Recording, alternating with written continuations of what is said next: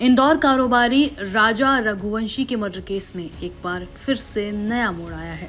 इस बार ये ट्विस्ट वारदात की मुख्य आरोपी मृतक की पत्नी सोनम रघुवंशी के भाई गोविंद की वजह से देखने को मिला।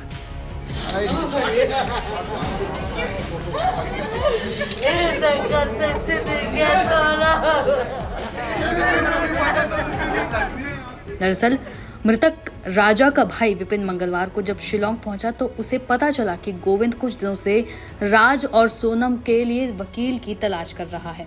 साथ ही वो केस से जुड़े सभी पहलुओं पर कई वकीलों से चर्चा कर चुका है। ये बात सुनकर विपिन का सब्र का बांध आज टूट गया और उसने सीधे तौर पर गोविंद पर डबल क्रॉस करने का आरोप लगाया है।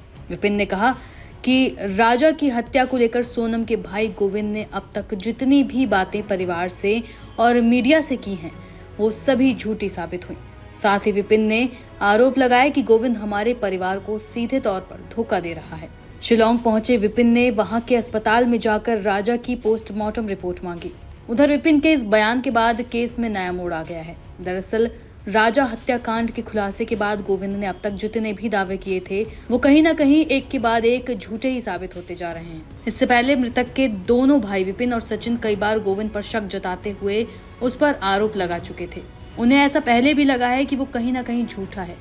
हालांकि गोविंद ने हमेशा अपने आप को पाक साफ बताते हुए खुद राजा को न्याय दिलवाने की बात कही है। Aim right, achieve big. At KR Mangalam University, we provide you the platform to turn your dreams into reality. At KR Mangalam University.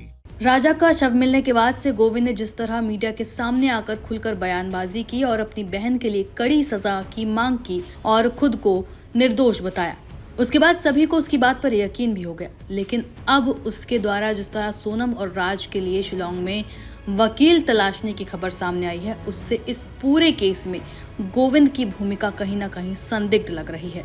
हाल ही में राजा के परिवार के लोग उस समय फिर हैरान हो गए जब उन्हें पता चला कि सबूत छिपाने के आरोपी शिलोंग जेम्स को कोर्ट ने जमानत दे दी है। इससे पहले ग्वालियर से गिरफ्तार बलवीर अहिरवार और लोकेंद्र तोमर को भी जमानत मिल चुकी है, जिसके बाद से राजा का परिवार पुलिस की जांच में कई खामियां निकाल रहा है। इसी के चलते कोर्ट में आरोपियों के खिलाफ कोई ठोस सबूत पेश नहीं किए जा सके।